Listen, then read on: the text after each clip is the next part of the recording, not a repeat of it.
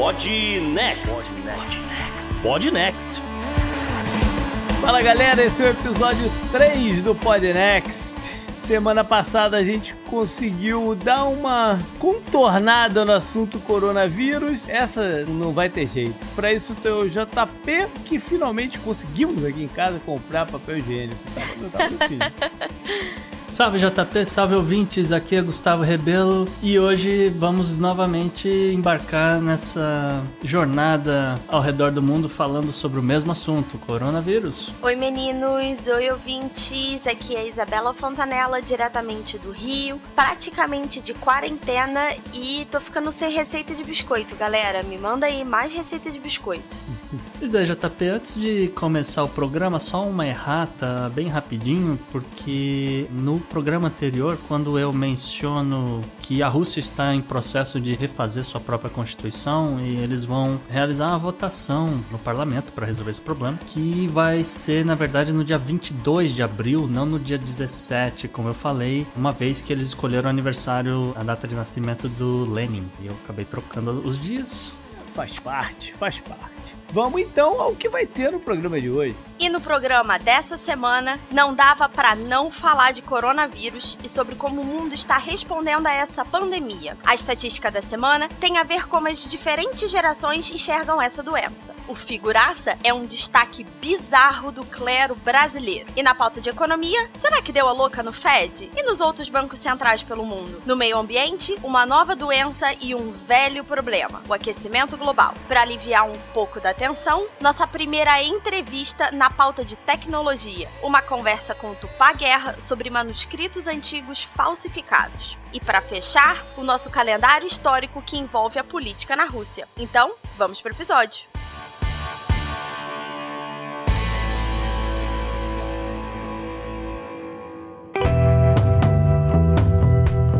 Assunto quente da semana.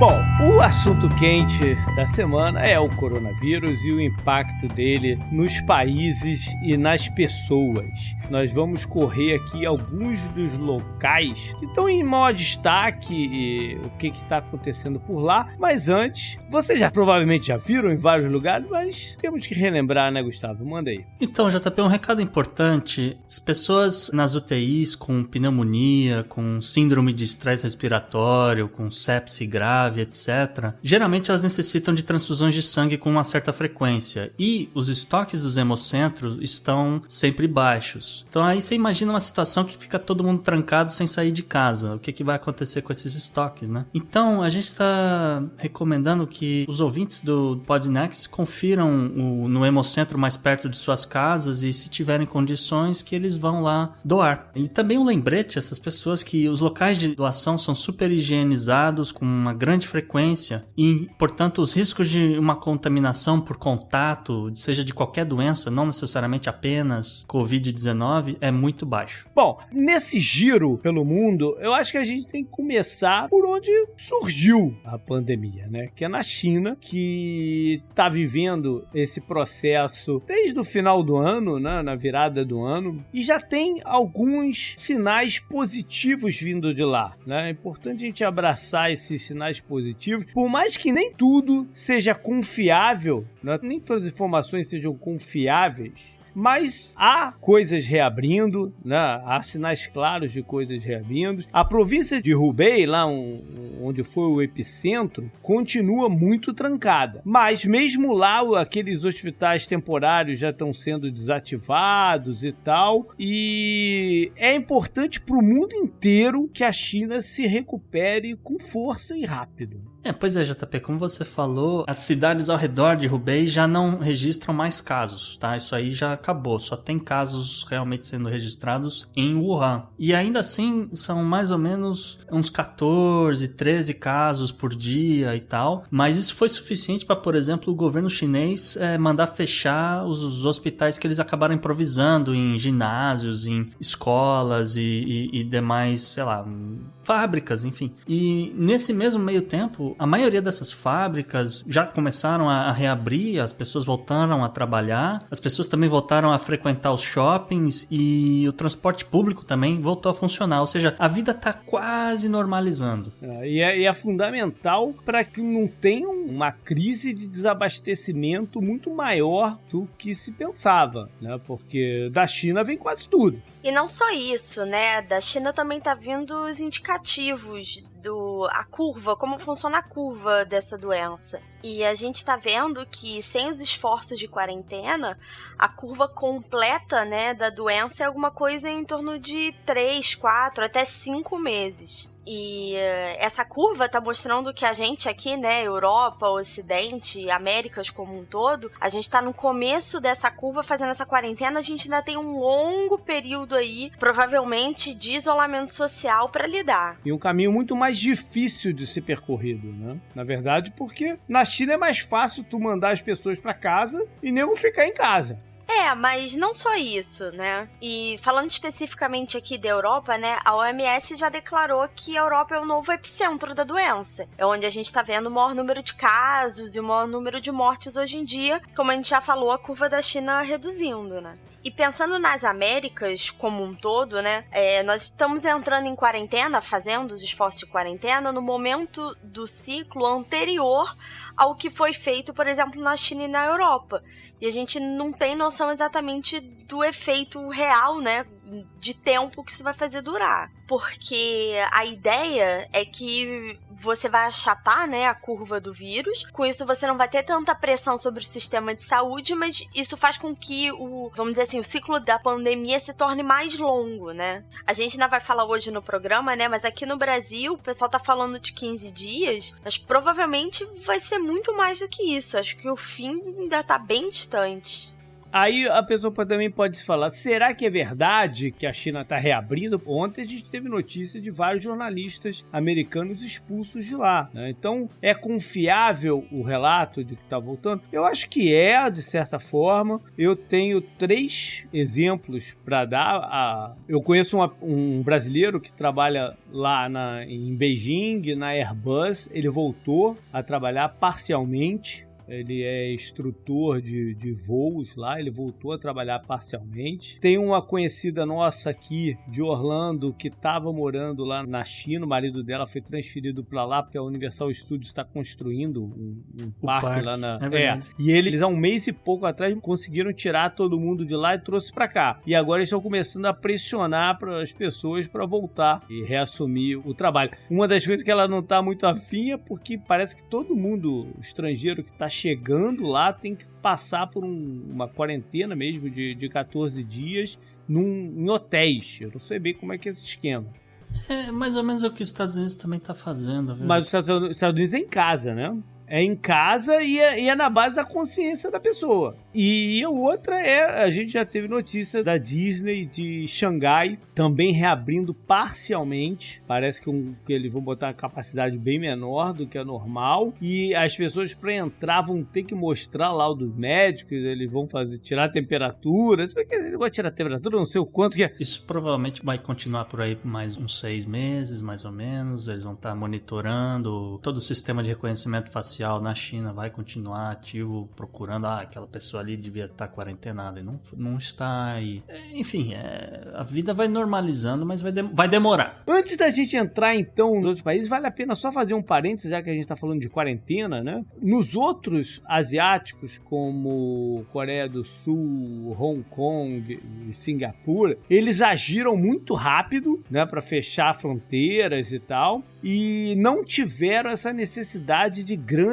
lockouts, né, de trancar as pessoas em casa. A vida meio que seguiu normalmente não, mas perto do normal. As escolas de Singapura, por exemplo, não fecharam, né, e agora eles já estão enfrentando, na verdade, o que se chama de segunda onda. Né, que eles tinham reduzido os casos e agora os números que estão voltando é gente que já começou a transitar de volta e e pode estar trazendo de novo o vírus, enfim. Exatamente, JP. E saindo um pouquinho da China e passando por esses outros países asiáticos que você mencionou, tem também o curioso caso do Japão, porque o Japão foi um dos países que começou a ter casos de coronavírus, né, logo no começo, bastante casos, mas o Japão é o único país nesse momento do G7 que não tem nem 1.000 casos. Eles pararam no 889, até olhei agora de novo para ver como é que tá a situação, e tá lá, 889, esse número não foi atualizado, eu não sei se a gente,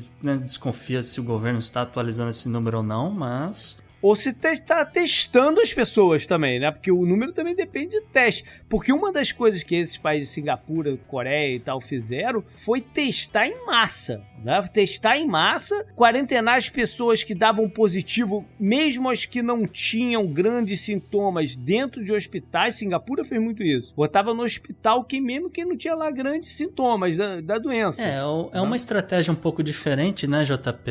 Mas também é uma estratégia válida. Ela também é uma estratégia mais cara. Uhum. Você pega um monte de teste, testa todo mundo, testa algumas pessoas mais de uma vez, porque pode ter dado um falso positivo, mas de qualquer forma, como eu estava dizendo, o Japão nesse exato momento, 889 casos, apenas 29 mortes, estando ali do lado da China. Mas ainda com muita coisa fechada, né? Não, continua muita coisa fechada, a vida ali não normalizou e a gente nem sabe se nesse momento vai ter Olimpíada. Ainda tem essa discussão. Então, acho que tem duas questões importantes, né? A gente falou de Singapura e Hong Kong, mas também tem Taiwan, né? Que teve resultados muito positivos desses testes em massa. E muita gente perguntando por que isso não foi feito nos Estados Unidos e no Brasil. E é importante a gente entender que estamos falando de duas situações muito diferentes. Então, esses três que a gente citou são países que, na verdade, são cidades, né? Então, tem um espaço geográfico e uma população muito reduzidos. Por isso, essa não é uma estratégia que dá para usar em todos os lugares. E em relação ao Japão, estamos falando de um povo muito disciplinado, né? Isso realmente não me surpreenderia se o número de casos tivesse realmente estacionado em menos de 1.000. Isso porque as pessoas realmente se quarentenaram e não tiveram contato com ninguém e conseguiram acabar com o ciclo do vírus, simplesmente não tendo contato com outras pessoas. E o que tá rolando do outro lado do Pacífico, JP? Então, aqui nos Estados Unidos, a questão do isolamento é muito mais difícil de ser controlada. É muito difícil obrigar o americano a seguir certas diretrizes. Pois é, hoje a gente tem São Francisco, a gente tá gravando mais cedo esse programa do que o normal, né? A gente tá gravando na quarta-feira. Hoje a gente tem São Francisco assim, e provavelmente quando o programa for pro ar, Nova York já pode estar. Várias cidades na Califórnia também estão caminhando para ficar completamente fechadas, né? Los Angeles, etc.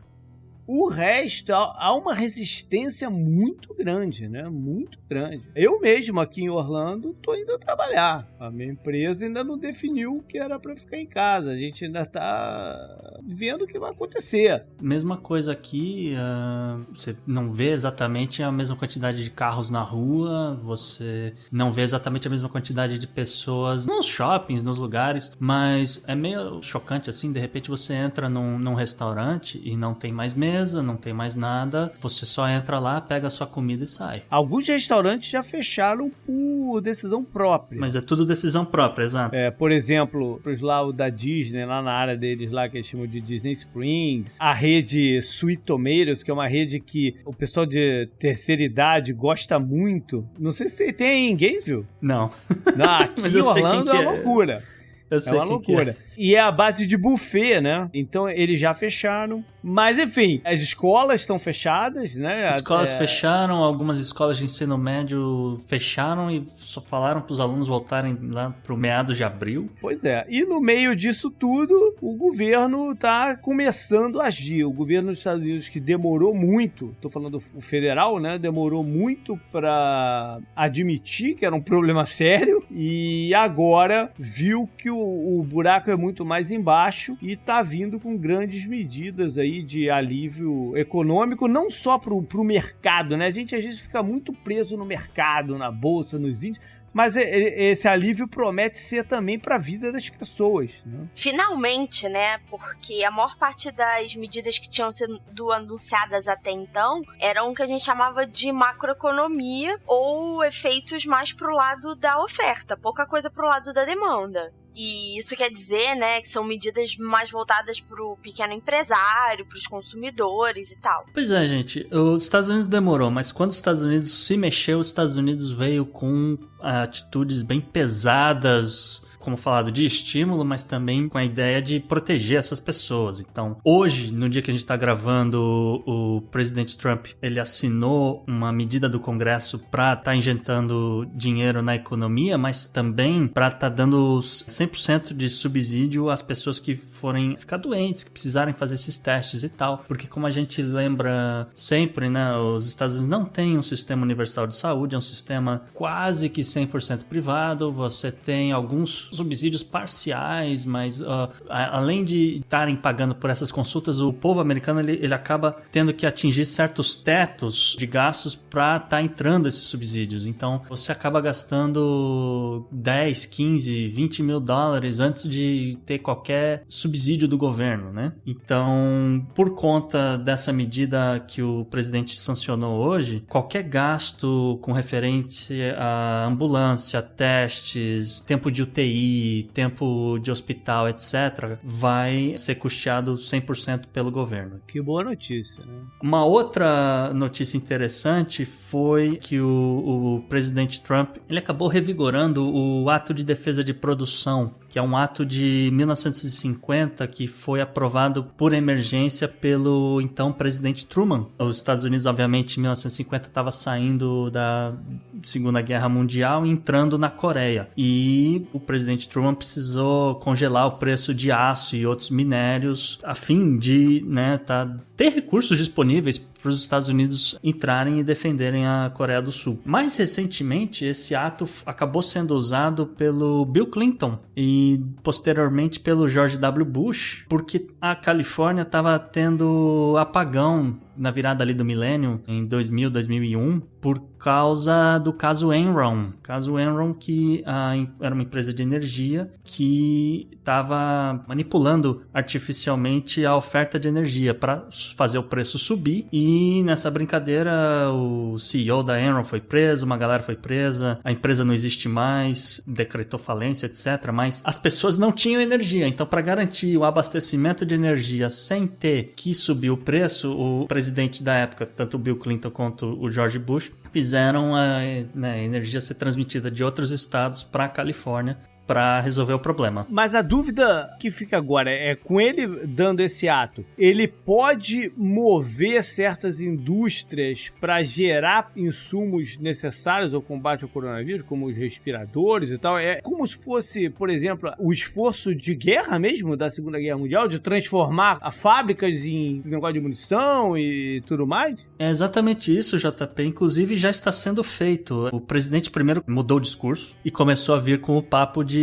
estamos em guerra com um inimigo invisível, estamos em guerra com esse vírus, o mundo está em guerra, nananana. Enfim, a partir do momento que ele revigora esse ato, ele já fez uma demanda para que algumas fábricas, e aí eu não sei detalhar exatamente quais e onde, mas são fábricas americanas, porque ele pediu absolutamente tudo que o CDC disse que precisava para os Estados Unidos estar enfrentando essa crise. Então, uma dessas coisas são 500 milhões de máscaras de proteção, e eu não sei quem vai fazer, eu só sei que o governo dos Estados Unidos vai estar comprando essas 500 milhões de máscaras. O mesmo vale para equipamentos médicos, respiradores e outras coisas que o CDC listou. A ideia, então, é não chegar no caos médico que a gente está vendo em alguns lugares da Europa, mais especificamente na Itália, né? Exatamente, JP. A coisa na Itália já tá dando algum sinal positivo ou ainda tá feia? Não, tá feia a coisa ainda, JP. Hoje mesmo o número de casos na Itália bateu um novo recorde, né?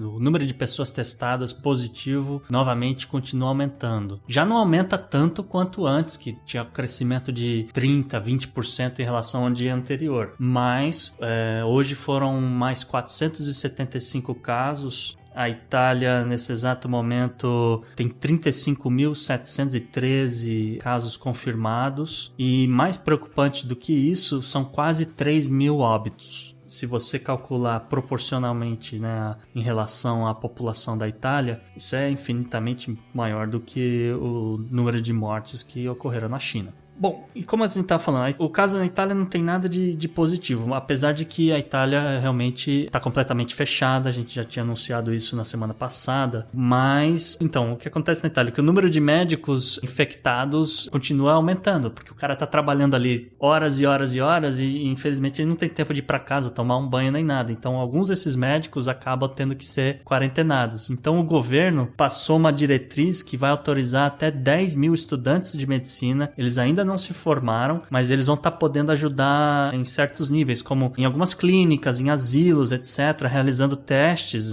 ou algumas tarefas assim mais básicas, a fim de que os médicos, grandes especialistas, etc., fiquem trabalhando apenas nos hospitais e não precisem ficar se deslocando. Também uma forma deles terem uma ideia de quantos leitos eles vão precisar preparar nos hospitais, de quantas UTIs eles têm que remanejar, etc.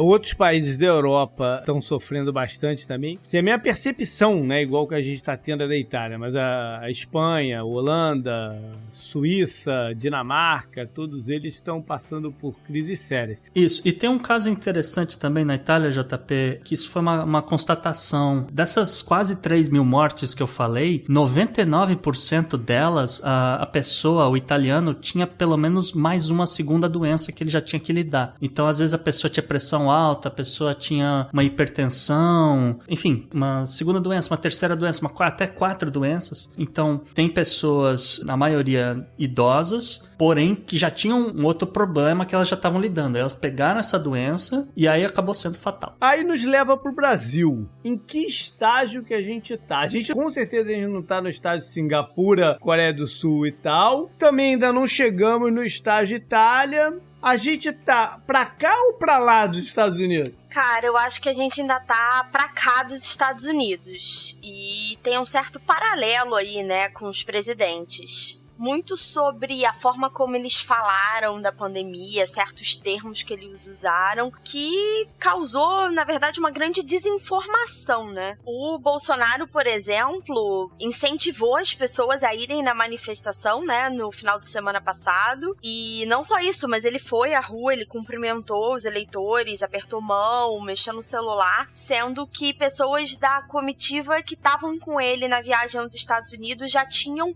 testado positivo para coronavírus. O presidente do Senado também, viu, Isabela? O Davi Alcolumbre testou positivo hoje, quarta-feira. Exatamente. Então, são pessoas muito próximas a ele que testaram positivo e ele falando de histeria, tudo, e tocando nas pessoas. Foi um assunto bem debatido aqui no Brasil. Ele falou mais de uma vez que o coronavírus, na verdade, era só uma histeria, e foi um termo que ele usou múltiplas vezes. No dia dessa gravação, né, que é quarta-feira, teve uma reunião de alta cúpula com ministros e tudo, e até que ele tava indo relativamente bem, falando da preocupação, e aí no final ele voltou a falar que era só uma histeria, foi muito zoado pelo uso da máscara, que tava usando errado, que não deveria ter sido usado, então, bem polêmico, indo na contramão da ideia da imprensa que é disseminar informações positivas, né? E nesse sentido, a gente tá no mesmo pé que os Estados Unidos. A única diferença é que o Brasil, essas mensagens ainda tem muito ruído, né? Nos Estados Unidos, pelo menos, acabou o ruído. É preocupação e prevenção e vamos ver no que vai dar. Entre aspas, estado de guerra, Guarda Nacional, militares, etc. envolvidos. Seja via o presidente ou seja via o ministro da Economia, que também dá esses sinais misturados, o resto, né, tá tentando.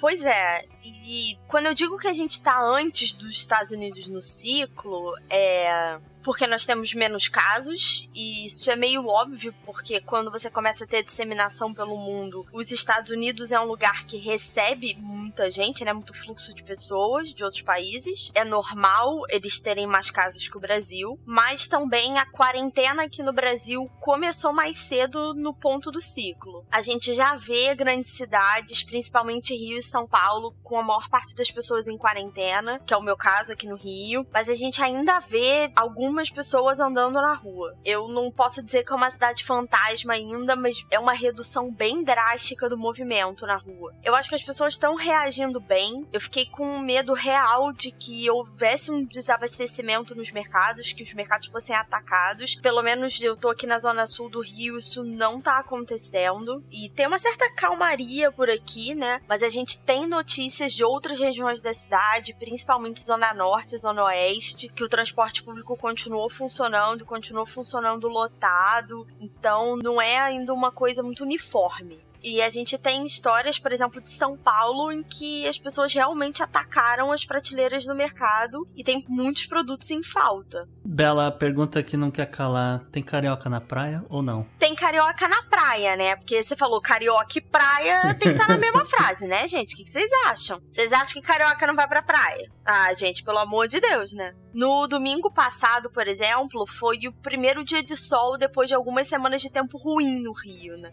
Então, as praias encheram realmente. Na verdade, tem um decreto, né, proibindo o carioca de ir à praia, né? Mas eu ri, né? Sério, seu governador, você vai tentar impedir o carioca de ir à praia no domingo de sol. Mas uma coisa que eu tenho sentido muito aqui, não sei se vocês aí têm a mesma sensação, meninos, é que a cada 24 horas a gente recebe mais notícias e as pessoas vão tomando um pouco mais de consciência do que realmente está acontecendo. Ah, eu diria até que a cada, sei lá, 3, 4 horas as coisas estão mudando muito, né? Então, assim, se no domingo passado a gente tava vendo todo mundo falando, mantenha-se a 1, 2 metros de distância, você tinha imagens da praia de Copacabana simplesmente coberta de guarda-sóis. Hoje você já não vê mais muitas pessoas falando que vão à praia, já tem muitos pequenos negócios que estão mudando seus horários de funcionamento, as pessoas estão muito mais conscientes e cobrando mesmo, né? Então, hoje isso aconteceu comigo. Eu tenho um cachorro que precisa ir à rua, então eu saio com ele, né, algumas vezes durante o dia. E aí eu tava num grupo e mandei uma mensagem falando, peraí que eu tô chegando em casa. E aí me cobraram, onde é que você tava que você não tava em casa? Como assim você não tá de quarentena? Como assim você tá saindo? Então, ainda tem essa coisa de muita gente cobrar mesmo pro bem maior, né? Pro bem comum. E o fato da gente tá entrando nesse esquema de quarentena, né? Num ponto anterior do ciclo, pode evitar que o pior aconteça. Mas vai fazer arrastar o ciclo ao longo dos próximos meses. Uma razão disso é o nosso próximo assunto. Up next. Up next. Up next.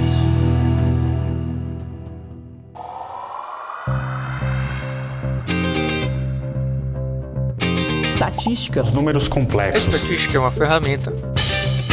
Diga lá, Gustavo, quem que o Harris Poll descobriu? Então, pois é, JP, saiu uma pesquisa da Harris Poll no último fim de semana, pouco antes do Trump declarar a emergência, né? Essa pesquisa dizia que a população idosa, né, acima de 60 anos, apenas 47% deles tem, de fato, medo de morrer de Covid-19 nos Estados Unidos. Nessa mesma pesquisa, né, para dar um contraste, 57% dos millennials responderam dizendo que tem medo de morrer. Por outro lado, além de não temerem a doença respiratória, 77% da população adulta acima de 65 anos não tem qualquer receio de pegar a doença por conta dos seus hábitos de higiene, contra 67% dos millennials. Agora, de todos os dados da pesquisa, o mais preocupante é que 25% da população acima de 65 anos não faz a menor ideia do que é o SARS-CoV-2. Essa questão da informação é triste, mas pelo outro lado, pegando esses números do medo de morrer, do medo em geral, eu até entendo. A pessoa muito idosa já passou por tanta coisa na vida. Eu vou dar um exemplo concreto aqui. A avó da Francine até o domingo estava aqui na nossa casa, nos Estados Unidos, que ela vem todo ano pro aniversário do meu filho. Ela tá com 95 anos de idade. E ela já passou por tanta coisa na vida, cara, que ela falou, medo de morrer eu não tenho não, cara. Se você fosse fazer a pesquisa por medo de sofrer, até morrer, esse número ia ser muito maior. Mas o medo de morrer em si, talvez fique pra lá. Por exemplo, no caso dela, vou dar um exemplo só de coisa que ela já passou, rapidamente pra gente mudar de assunto. Ela estava em Londres, o pai dela trabalhava no consulado brasileiro em Londres na época da Segunda Guerra Mundial. Ela viveu os bombardeios de Londres. Eles foram evacuados para o Canadá num comboio que saiu com 23 navios, se eu não me engano, eram 23 navios. Pô, sensacional. Esse comboio foi atacado por U-boats e todos os navios, menos o dela, todos os outros navios foram afundados. Então, brother, o medo de morrer é realmente relativo, cara. É relativo. Agora, se você fosse perguntar o medo de sofrer até morrer, esse número seria muito maior. E infelizmente o Covid-19 acaba causando isso na pessoa, porque você vai tendo insuficiência respiratória atrás de insuficiência respiratória. Aí entra o lado da informação, né? Daqueles 25% que não fazem ideia, que só, não fazem ideia do que está acontecendo. Up next. Up next. Up next.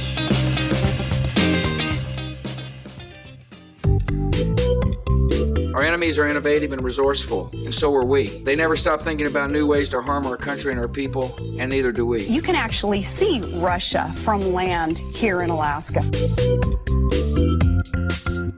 Bom, tem um destaque muito bizarro nessa questão toda que até envolve quarentena e comportamento das pessoas, que são alguns líderes religiosos no Brasil e no mundo tendo grande dificuldade em dar o melhor aconselhamento aos seus seguidores, crentes, enfim, né?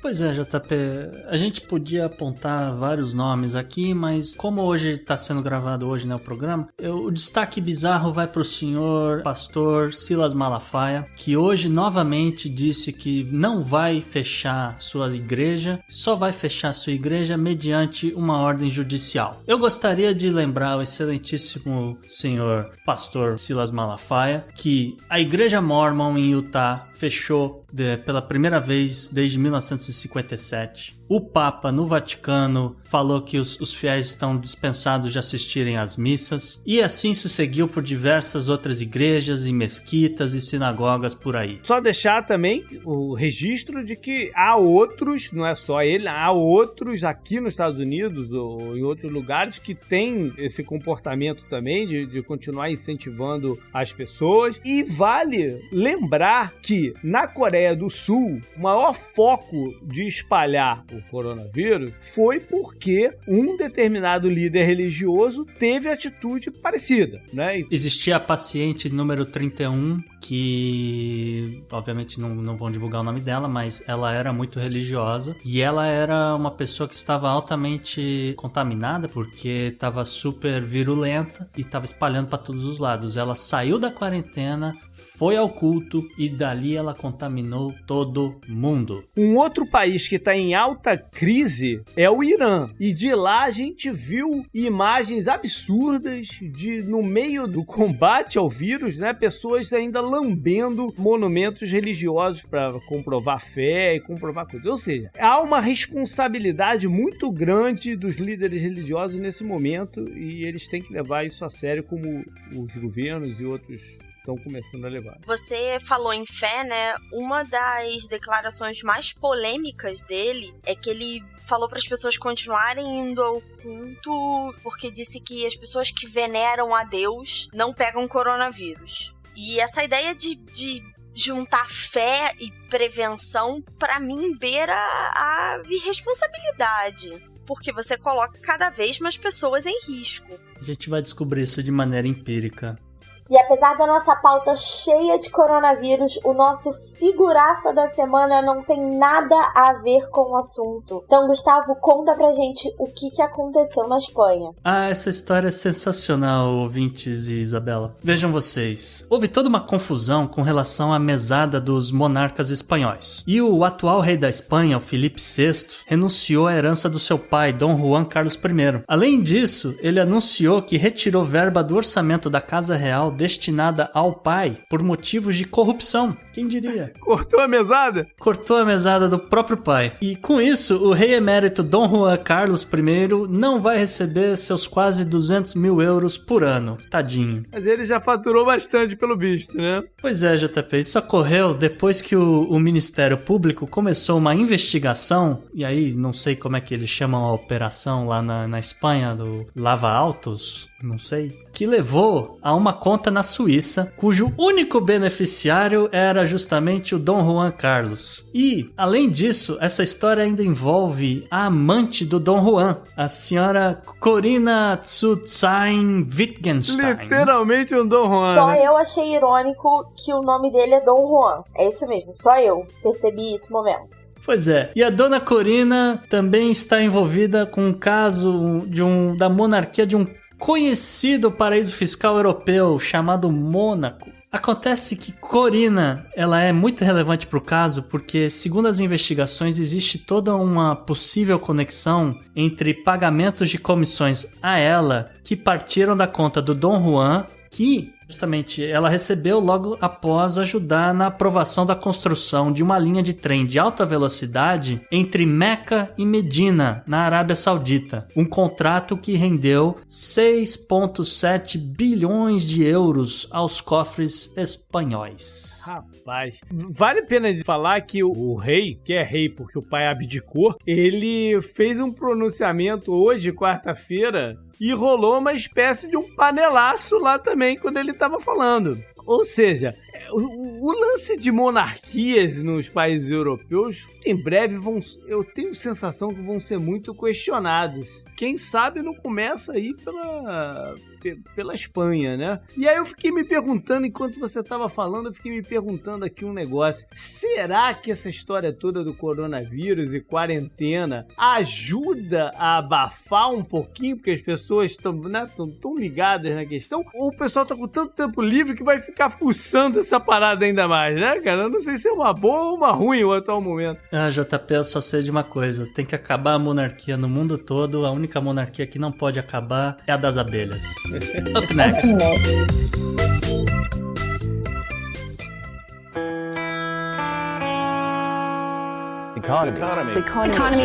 Economia mundial. Mas Isabela Fontanella, nossa correspondente no Rio de Janeiro, nem tudo é política, tem também um lado econômico na situação, né? O que você tem de novidade essa semana pra gente? Então, né, gente, a gente vem falando que a gente ainda não tem números, né, do real impacto do coronavírus, mas a verdade é que esses cálculos estão começando a aparecer. Então, especialmente para a economia europeia, o Goldman Sachs liberou um estudo sobre qual será o resultado da economia europeia, de várias economias europeias no ano de 2020, e a gente vê para a zona do euro a expectativa de uma recessão de 1,7%, né? E quando a gente fala, por exemplo, de economia americana, já espera-se uma retração na ordem de 14% nesse segundo trimestre do ano nos Estados Unidos. Mas a principal pauta da semana realmente são os grandes pacotes anunciados pelos bancos centrais em todo o mundo para tentar conter essa recessão e esse contágio causado pelo coronavírus, né? E acho que a gente falou sobre isso no primeiro episódio, que na verdade uma das grandes novidades desse movimento é que a gente está vendo os bancos centrais agirem de forma quase que preventiva. Então, quando a gente olha outros momentos de recessão histórica ou de recessão muito profunda, os bancos centrais, em geral, esperavam um pouco mais de tempo, a recessão até se instalar antes de agir e tomar medida na tentativa de reanimar a economia. E no caso do coronavírus, a gente está vendo uma movimentação vindo no momento anterior até. Então, não estão esperando que o pior aconteça, estão tentando remediar aí no meio do caminho, talvez por perceberem a real dimensão, né? O possível buraco em que a gente está se metendo aí economicamente falando. Então, por exemplo, a gente vê o Fed americano, e não só o Fed, né, mas o governo americano como um todo, liberando pacotes e medidas que já bate $1 trilhão, além do corte de 1% nos juros numa reunião extraordinária, levando os juros americanos a 0%, né, a gente falou disso no último episódio. E esse pacote inclui uma série de medidas. Então, inclui crédito à empresa, empresas, uma possível redução na carga tributária, além da grande novidade da semana, que seria o envio de cheques diretamente aos cidadãos. E acho que o Gustavo podia falar um pouco mais em detalhes pra gente, já que ele viveu isso em um outro momento aí. Pois é, Isabela, o presidente Trump e o seu secretário Steve Mnuchin andam conversando e andam pressionando o Senado e o Congresso dos Estados Unidos, mas principalmente o Senado, que é quem pode decidir de fato, sobre essa situação do envio de dinheiro para pessoas. Isso foi utilizado, por exemplo, no meio da recessão, antes de virar uma grande bolha em 2008, pelo governo George Bush, no qual algumas pessoas, eu incluso, recebemos um cheque adicional ao reembolso do imposto de renda. Então você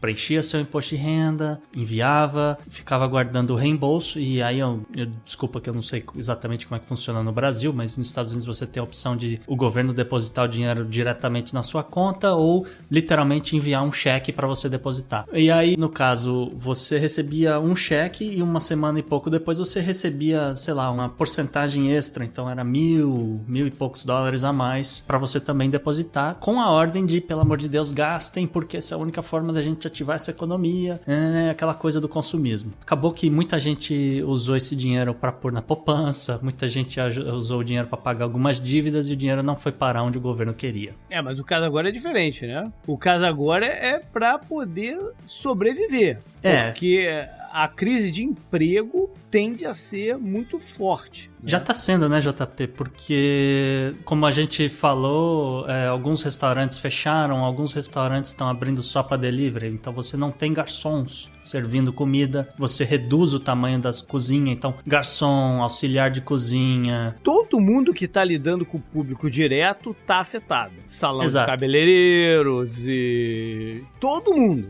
E essa galera tem conta pra pagar, né? Eu posso falar porque o segmento que eu trabalho tá na linha de frente aí da crise, que é o segmento de turismo. Né? Há mais de uma semana que eu só trabalho em cancelamentos e devoluções. A gente não tem a menor perspectiva de quando as pessoas vão voltar a viajar e gerar novas receitas. Menor perspectiva. Então, acho que vale a pena aqui botar uma coisa em perspectiva, né? Então, só pra vocês terem noção, esse pacote que a gente tá falando de coronavírus nos Estados Unidos tá falando de mais ou menos 1 trilhão. Pra vocês terem noção, o Plano Marshall, que é simplesmente o que reconstruiu a Europa depois da Segunda Guerra Mundial, seria equivalente a 200 bilhões de dólares em valores atuais. Então, o que a gente tá falando aqui é que os investimentos, e aí a gente não tá falando em sistema de saúde, né? A gente tá falando realmente de dinheiro para injetar na economia, numa ordem de 5 vezes o que foi o Plano Marshall.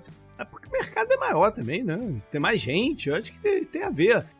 Agora, esse pacote que o Senado aprovou hoje, eu ainda não consegui ler, foi agora no final da tarde, eu ainda não consegui ler todos os dados, tem também, não só para as pessoas, mas parece que vai ter linhas de crédito, benefícios fiscais às pequenas empresas vinculados a eles manterem seus funcionários, não fazerem grandes demissões. Né? Como eles vão fazer esse controle, eu não tenho a menor ideia. Né? Mas parece que vai ter um vínculo aí. Talvez, provavelmente, pelo recolhimento do seguro social, porque é obrigatório, então... Pode ser, exatamente. Eu tenho que ler como é que vai ser. Mas parece que vai estar vinculado a isso. Tomara, né? Porque senão a gente vai ver aí 20%, 30% de desemprego muito em breve. Mas também é importante a gente lembrar, e estamos falando muito na coluna da Isabela já, mas eu queria dizer que algumas grandes empresas, como a própria Disney aqui na Flórida, ela continua pagando salários para as pessoas, mesmo elas não indo lá nos escritórios, nos parques, etc. Então a galera ainda tá recebendo o salário, entendeu? Mas essa não é a regra, né? Não é a regra. O problema são as pequenas empresas, os pequenos restaurantes, bares, etc. que vai falar, por que eu vou pagar um garçom $10 a hora, ou nem isso, sei lá, $5, $6 a hora, mais a gorjeta que ele recebe, se eu não tenho mesa para servir, entendeu? Pois é, agora chegando ao Brasil, né, essa foi uma semana com uma série de notícias vindas do governo, e principalmente o pacote do Ministério da Economia está prevendo 147 bilhões de reais em diversas frentes, tá? Então a gente tá falando de novos saques ao FGTS, adiantamento do abono salarial, adiantamento do 13º de aposentados, aumento do Bolsa Família, além do adiamento do pagamento de encargos da folha salarial, como é o caso da contribuição do FGTS. E pra mim, uma das coisas mais importantes, né, que é o que a gente já acabou de falar sobre determinadas mãos de obras, pessoas, né, que não vão receber nesse período, o pagamento de R$200 mensais para autônomos de baixa renda por até 3 meses. Outras medidas que foram faladas incluem o aumento do crédito para pequena e microempresa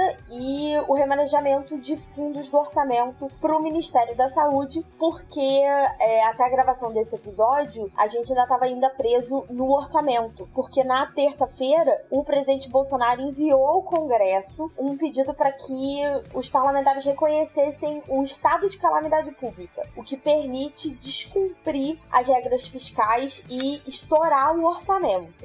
É inevitável, né? Ninguém tá preparado para uma grande catástrofe dessa, apesar de que é sabido que a longo prazo isso pode retornar, etc, etc. Mas, infelizmente, é o mundo inteiro pego de calças curtas, né, Isabela?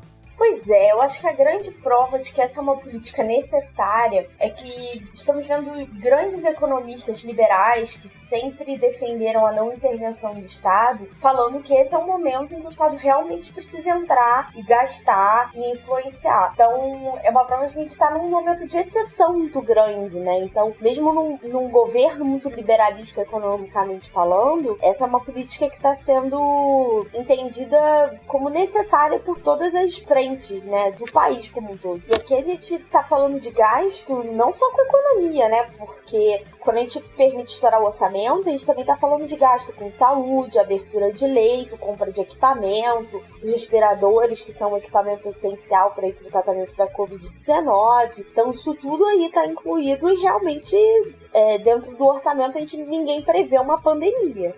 Mas mesmo dentro do princípio do liberalismo, isso não deixa de ser um investimento contra a pobreza, né? Então, não tem nada mais conservador do que você lutar contra a pobreza. E é uma pobreza inevitável, porque de repente não tem emprego. Literalmente, o desemprego dispara do dia pra noite e não, né? Como é que você faz? Então, você antecipa. E a última ferramenta do arsenal que estamos vendo o governo usar é a queda da taxa Selic, que é a taxa básica de juros do país, de 4,25 para 3,75, um corte de 50 bps, né, o meio ponto percentual, que vem na esteira aí de cortes em outros países, mas é bem mais tímido do que a média mundial, que veio cortando por volta de 1% ou acima disso. Mas aqui no Brasil, esse corte não pode ser muito maior por uma série de motivos, por taxa de juros estrutural, tem a ver também um pouco com a inflação, porque com o dólar disparando, a gente tem uma certa pressão inflacionária interna, a própria saída de dólares do país, né? Então não é... Esse meio ponto é mais conservador do que outros países porque tem muitos outros fatores a serem considerados. E mais um indicativo da ata é que eles não preveem novos cortes, mas estão acompanhando a situação, especialmente esse contágio do Covid-19. E falando do epicentro do coronavírus, né, que é a Europa, não só os países individualmente, mas o Banco Central Europeu também falou de pacotes para ajudar os países na casa dos bilhões de euros. E esse dinheiro tem a ver, que nem eu falei, né, não só de movimentos nacionais de socorro, mas também para garantir a dívida, né, de vários países aí. Então a gente tá vendo uma movimentação muito forte também na Europa. Só falta a China, né? A China não fala, né, de números, ela não declarou um pacote como os outros países, mas desde o começo ela vem falando que ela vai estimular a economia, que vai garantir a oferta, a produção. Então também aí a gente tem sinais positivos, mesmo que eles não tenham sido consolidados ou formalizados. E um dos pontos que as pessoas têm comentado, né, tem a ver com isso que o Gustavo falou. Então, a China não declarou um pacote oficialmente, os Estados Unidos soltaram um pacote pensado muito no deles e tal. Isso tem a ver com a falta de uma liderança global. Então, a presidência do Trump deixou um vácuo na liderança global como um todo, que normalmente é um papel dos Estados Unidos. A gente ainda tá vendo uma resposta ao Covid-19, especialmente na área econômica, de cada um por si. Então, na área de saúde também a gente vê um pouco disso, mas na área econômica isso fica muito claro. A falta dessa liderança, esse vácuo, faz com que as notícias venham muito soltas, né? De vários bancos centrais, ao invés de uma coordenação. Up next. Up next. Up next. Pela união dos seus poderes, eu sou o Capitão Planeta! Vai, Planeta! Bom, na parte de meio ambiente, o Gustavo vai te deixar ainda mais assustado. Pois é, JP e ouvintes, saiu uma notícia nessa segunda-feira que uma cepa de H5N6, o vírus da gripe aviária, retornou para as Filipinas. Isso acontece 2 anos depois que uma cepa similar afetou a produção avícola do país. O vírus, que foi encontrado numa granja em Jaén, que é a região norte de Manila, contava com pelo menos 15 mil codornas. E chamou a atenção das autoridades depois que do dia para a noite eles perderam 10% das aves. Foram investigar, fizeram os testes e constataram a presença do vírus. Infelizmente, nesse caso, o protocolo é um protocolo meio que universal, né, no mundo inteiro, e ele exige a incineração das aves que sobraram. Então, A boa notícia é que o H5N6 nas Filipinas ainda não afetou nenhuma pessoa. Não que isso seja impossível, porque a transmissão da gripe aviária ela ocorre a partir de secreções e fezes dos animais. Então, você tem ali pessoas jogando no incinerador, alguma coisa, às vezes rasga uma luva, entendeu? Fica ali alguma coisa na bota, a pessoa encosta ali e de repente o vírus tá ali e de repente a pessoa se contaminou, né? Agora, ouvintes... Dito isso, vocês devem estar se perguntando que a gente está no meio de uma pandemia de SARS-CoV-2. Como é que pode surgir uma outra doença respiratória tão rápida, né? Então eu fiz uma pesquisa e há vários estudos, há décadas, sugerindo que mudanças climáticas afetam as ondas migratórias de diversas aves. E, por conta disso, acaba acelerando a interação delas com outras espécies. E eu peguei aqui um exemplo de uma pesquisa que saiu, pesquisa feita por 2 ecologistas da Universidade de Michigan, que acabaram utilizando modelos matemáticos para entender o que estava acontecendo com a população de aves marinhas do Ártico e caranguejos ferradura. Esses cientistas notaram que a Baía de Delaware era um hotspot para o encontro de diversos animais que iam lá se alimentar dos ovos desses caranguejos. Todos os anos, mais ou menos 500 mil aves marinhas que passavam o inverno no hemisfério sul retornaram para o norte e justamente pararam ali na Baía, um encontro que acontece mais ou menos em maio, onde eles descansam, se alimentam e seguem viagem. Porém, outros animais também acabam migrando para lá pelo mesmo motivo. São eles patos de diversos locais dos Estados Unidos, outras aves locais dali da região acabam indo para lá para se alimentarem, etc. Acontece que os 2 cientistas perceberam que essas aves marinhas, se elas chegam um pouquinho antes ou um pouco depois da época ali em maio, o número de aves infectadas com gripe aviária tende a subir exponencialmente, justamente por conta dessa interação com outras aves vindo de outros lugares do país. E aí já viu o que acontece. Você tem uma ave que percorre uma grande distância, como eu falei, elas vêm do hemisfério sul para o norte e depois do norte para o sul, obviamente que elas estariam carregando um possível vírus para outras regiões. E eventualmente essas aves acabam tendo contatos com pardais, com outros animais locais, até chegarem nas codornas de Jaén. Mas esse é só um exemplo. Tem diversos outros exemplos de diversas outras espécies que também migram, não necessariamente só aves. Qual foi a ave tarada que trepou com a codorna? Não, mas só de estar em contato, como eu falei, o suor, a secreção, as fezes do bicho, né? Você tem um pardal que entra ali no puleiro e começa a comer a ração da codorna, de repente ele encosta ali na outra codorna e ele passa o vírus pra frente, entendeu? Ou seja, teve essa da codorna, ela podem ter outros casos, né? Tem outros casos, como o próprio SARS-CoV-2, o próprio coronavírus atual, porque a China é uma região que acontece esse tipo de imigração, Romênia é um outro país, o Japão, que geralmente esses países acabam tendo uma primavera mais quente e úmida, que favorece passar, né, a doença para frente. E infelizmente a tendência é que o aquecimento global continue, que essas interações continuem e que cada vez mais a gente tenha que lidar com esse tipo de situação. Up next.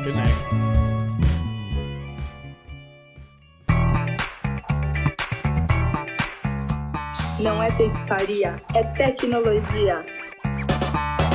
E Uma notícia do final de semana agitou o mundo das ciências humanas, porque surgiu a notícia de que a coleção dos manuscritos do Mar Morto do Museu da Bíblia em Washington, D.C. eram falsos. Como ninguém aqui é da área, então a gente resolveu convidar a doutora Tupá Guerra, que é historiadora e doutora pela Universidade de Birmingham, no Reino Unido, para comentar a respeito da notícia. Tupá, antes de começar, você poderia se apresentar para os ouvintes do Podnext que não te conhecem?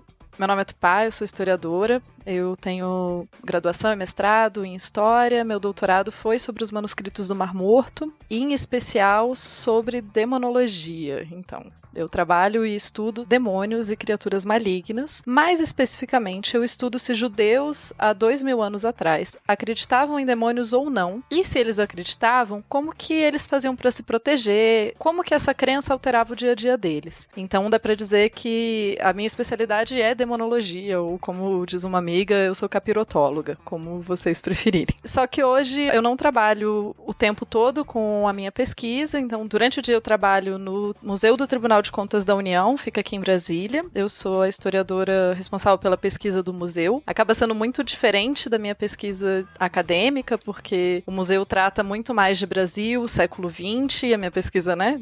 Bom, judaísmo, 2000 anos atrás, enfim, mas é bem legal. E nos meus tempos livres ou nas outras horas eu continuo fazendo pesquisa em demonologia, então eu acabo fazendo essas duas coisas. O que são e o que significavam os manuscritos do Mar Morto?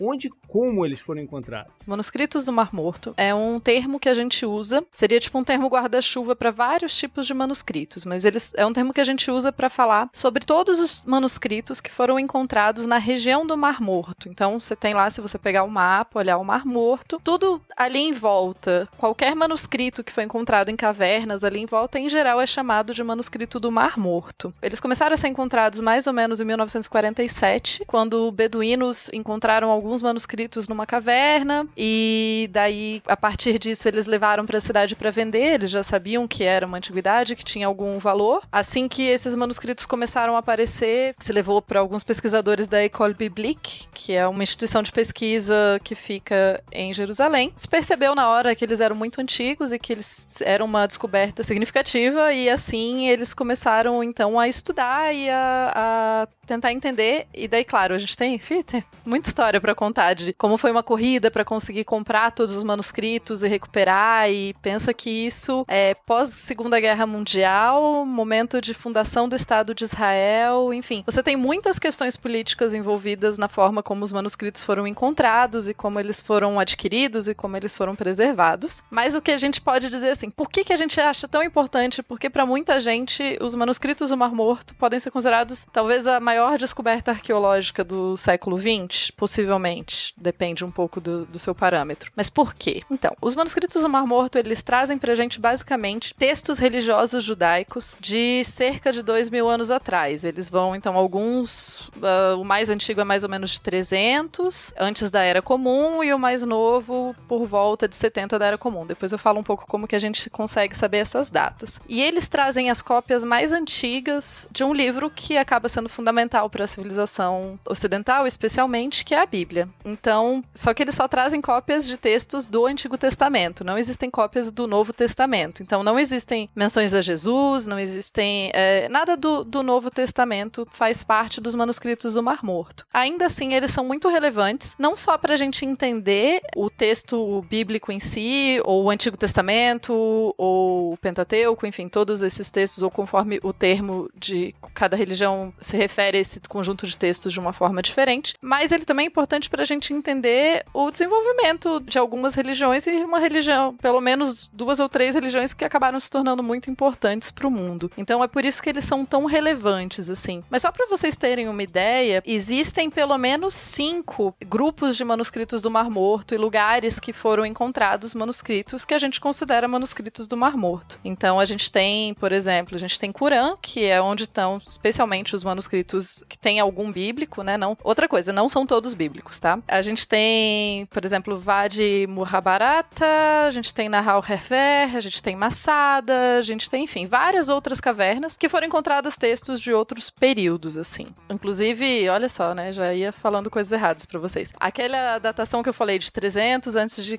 até 70 depois são os manuscritos de Qumran, que são os que eu estudei mesmo. Os outros dos outros lugares, eles podem ser posteriores, vários deles são de 130 da Era Comum, por aí. Você disse no seu Twitter que boa parte dos acadêmicos sempre desconfiou dos manuscritos que surgiram depois dos anos 2000. Por que isso? Bom, então por que os acadêmicos desconfiavam dos manuscritos que surgiram depois dos anos 2000? Como eu disse, é bem complicada essa história de como que os manuscritos foram recuperados. Assim, você tem, a princípio, os beduínos pegando os manuscritos e vendendo, depois você consegue, especialmente a Jordânia vai financiar várias expedições arqueológicas, depois Israel vai financiar algumas expedições arqueológicas, enfim, vai ser todo um rolê ali para pegar esses manuscritos e meio que sempre a gente sabe que é possível que alguns dos manuscritos foram vendidos para outras pessoas e não nessa coleção principal que hoje se encontra em Israel. Então, de tempos em tempos aparece algum manuscrito. Só que a partir dos anos 2000 começaram a aparecer vários manuscritos e muita gente ficou desconfiada desses manuscritos. Primeiro porque a gente tem uma ideia de onde vêm os manuscritos e daí quando, por exemplo, quando você compra um manuscrito, você já pergunta, né, tipo,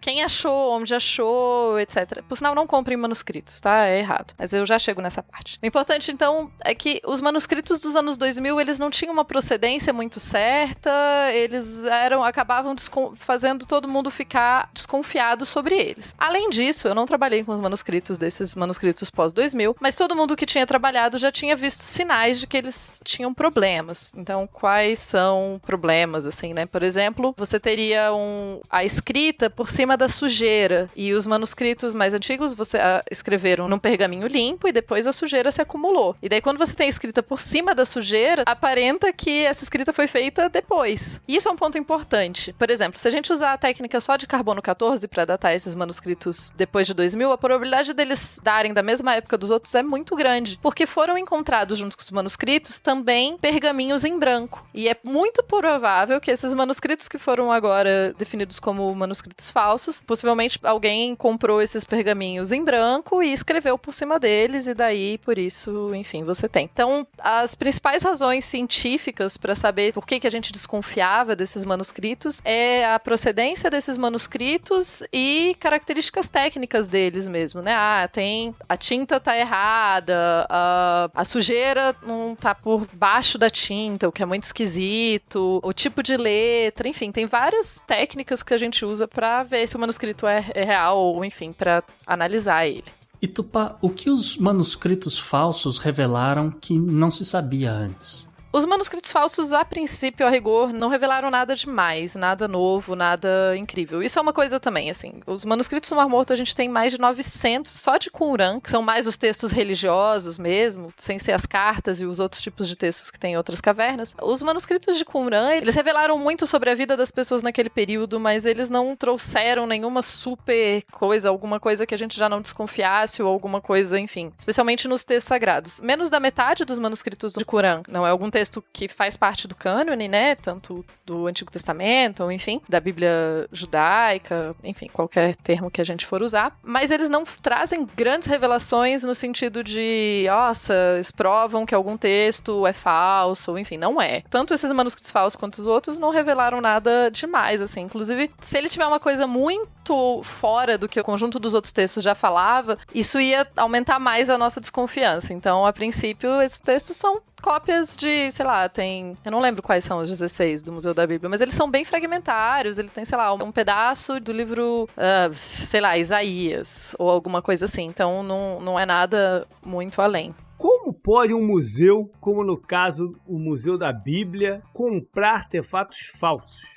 Como eu já disse antes, os donos do Museu da Bíblia têm questões muito complicadas, eles já foram, não tô nem falando de acusações, eu vou tentar me manter só no que a gente já sabe. Eles foram acusados antes e foram condenados pelo governo dos Estados Unidos por roubo de antiguidades. Ou seja, eles compravam no mercado negro antiguidades que foram saqueadas de outros países para colocar no museu deles. Eles tiveram que devolver uma parte considerável dessas coisas, mas aparentemente não devolveram tudo. Eles pagaram uma multa, mas aparentemente não se sabe se eles pagaram tudo. Então, se eu acredito totalmente na narrativa que eles foram vítimas, eu desconfio um pouco, porque eu acho que eles têm, sim, o Museu da Bíblia sempre teve um interesse em ter manuscritos do Mar Morto na coleção deles. Vamos dizer que assim, os manuscritos do Mar Morto que existem e que a gente tem mais certeza que são manuscritos mais originais, etc., eles não têm nem preço, assim, é uma coisa que a gente não consegue nem colocar um preço, porque são artefatos únicos. Então, para o Museu da Bíblia, um museu nos Estados Unidos, um museu que tem um viés claramente religioso, então o Museu da Bíblia ele tem muito uma questão de não ser tão um museu crítico, ele é um museu que busca mais confirmar uma narrativa.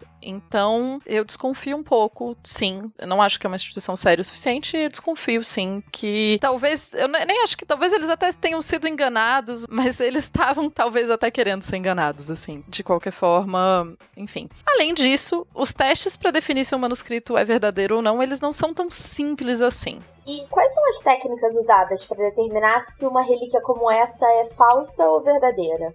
Justamente, quais as técnicas que a gente usa, né? Então a gente vai pegar um manuscrito. Muita gente acha que, então a gente vai fazer um teste de carbono 14. Não. Primeiro porque para fazer o teste de carbono 14 é uma técnica invasiva, ou seja, você vai ter que destruir um pedaço do manuscrito para poder fazer o teste. Esse teste vai dar uma resposta muito ampla. Além disso, como eu falei antes, você pode pegar um pergaminho antigo e escrever uma coisa em cima, então o teste não serve exatamente para dizer se é real. Então o que a gente faz uma série de técnicas. Então a gente usa o que a gente chama de análise, né, externa e interna. A análise externa é olhar para o material. É um pergaminho. Outras coisas dessa época foram feitas nesse mesmo material? Sim. Então, possível que seja. Ele tá envelhecido conforme os outros que a gente já conhece desse mesmo período? Tá, beleza. O tipo de tinta?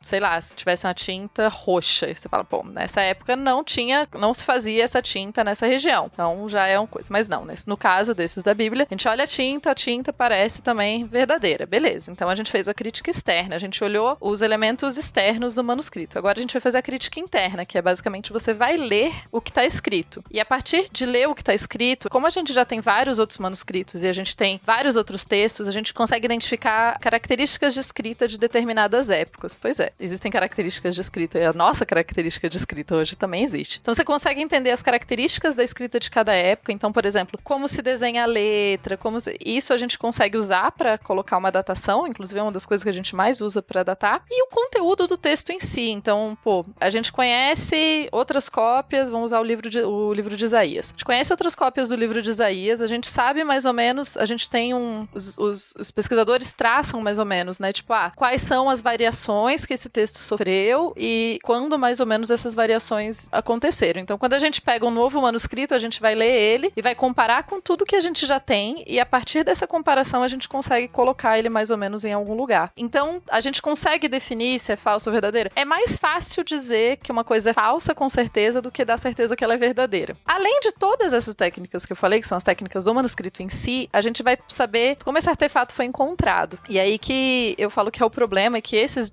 depois de 2000 tinha um problema sério com isso. Porque a gente vai falar, a pessoa fala assim, olha, eu tenho um manuscrito do Mar Morto pra te vender. Você vai falar, tá, de quem você comprou? Aí a pessoa vai ter que te dar, comprei de tal pessoa, que comprou de tal pessoa, que achou nesse lugar. Então a gente tem um caminho preciso de onde esse manuscrito veio. Agora a pessoa fala, comprei de tal pessoa, não sei, começa a dar aquela enrolada, coloca pessoas falsas no meio do caminho, já aconteceu. Teve um outro manuscrito, inclusive, que se descobriu que era falso. Não era do Museu da Bíblia, era outro manuscrito. Se descobriu que era falso, justamente um repórter foi investigando quem vendeu pra quem e tal, e acabou descobrindo que era tudo falso, e provavelmente quem falsificou foi a pessoa que vendeu.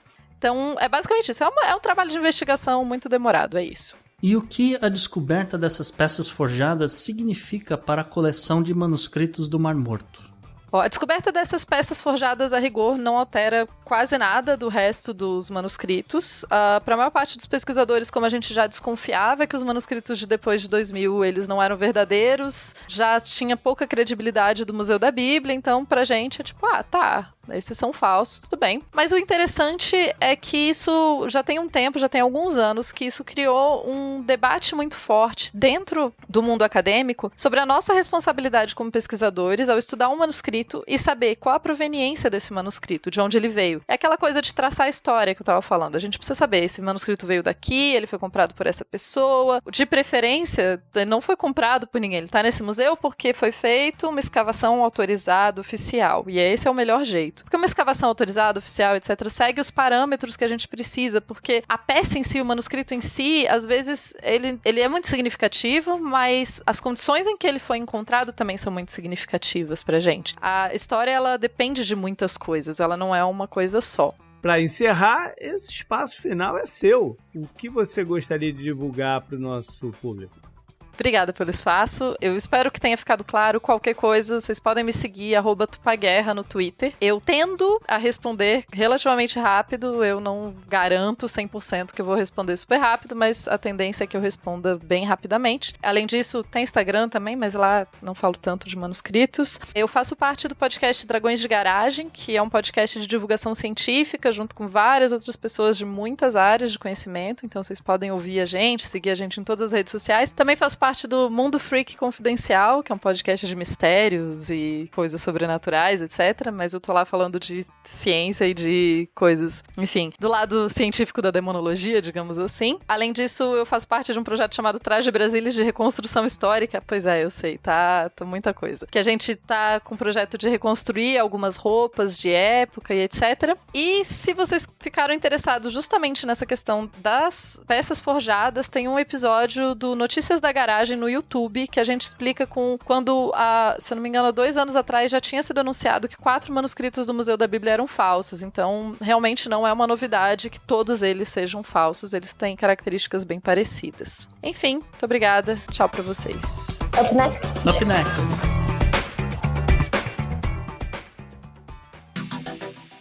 Anote no seu calendário. E pra terminar, galera, como todos os episódios, o que aconteceu nessa última semana de março na história, JP? É só na história mesmo, porque a agenda do que aconteceria no mundo na próxima semana está toda cancelada, né? Então, é só da história mesmo. Falando em fim de monarquia, e no dia 21 de março de 1975, depois de 3.000 anos, a Etiópia decidiu abolir sua monarquia, ou seja, os africanos na frente dos europeus. Não. Não? 1975? Então, mas os europeus ainda estão com monarquia. Os caras estão na frente. Entendi o que você os caras estão na frente no processo aí. Não, agora entendi o que você quer dizer, desculpa. Eu achei que você ia falar por causa de... Porque ali foi uma mudança completa de forma de governo. A monarquia cessou, já a Etiópia tem presidente. No dia 24 de março de 1989... um acidente ambiental terrível, que foi o do Exxon Valdez, né, o petroleiro lá no Alasca. A galera mais antiga vai lembrar aquelas imagens dos pássaros cobertos de óleo. Foi uma barra pesada. Chamaram os russos, não foi? Teve um negócio Foi. Por fim, no dia 26 de março do ano 2000, nosso querido Vladimir Putin é eleito para o seu primeiro mandato na Rússia. A gente brincou muito com o Putin no programa passado, né? E é o primeiro de muitos que pode nem ter prazo para terminar, né? Pois é, JP, justamente hoje, quarta-feira, que a gente tá gravando a interminável pauta do Podnext, ainda teve que ser atualizada com uma notícia. A Duma resolveu votar e aprovou justamente uma reforma na Constituição que praticamente zera as reeleições do presidente Putin, o que significa que ele pode se candidatar e pode se reeleger mais 2 vezes. E assim ele ficaria no cargo, né, desde que vença a eleição até 2036, quando ele vai ter 84 anos. De quebra, ele ainda empataria em termos de tempo de governança na Rússia com o governo de Ivan, o Terrível. Aí ele vai ter que ganhar um apelido. Vai ser Putin o... Calvo, não sei. Não, gente, ele já é o caçador de ursos, não é? Boa. Isso, boa. O matador de ursos. Pois é. Valeu, galera. Então vocês sabem, críticas, sugestões e comentários e apontar caneladas, tudo isso você pode mandar para o e-mail contato@opodnext.com ou por onde quiser, no Instagram, né, que a Bela tem movimentado, e mais no Twitter, na minha conta do JP Miguel, no @gu_rebel. E vocês podem acompanhar os biscoitos em @belafontanella, tudo com 2 L's. Além do nosso próprio @opodnext. Valeu, galera, até mais. Beijo, gente, até semana que vem. Até a próxima.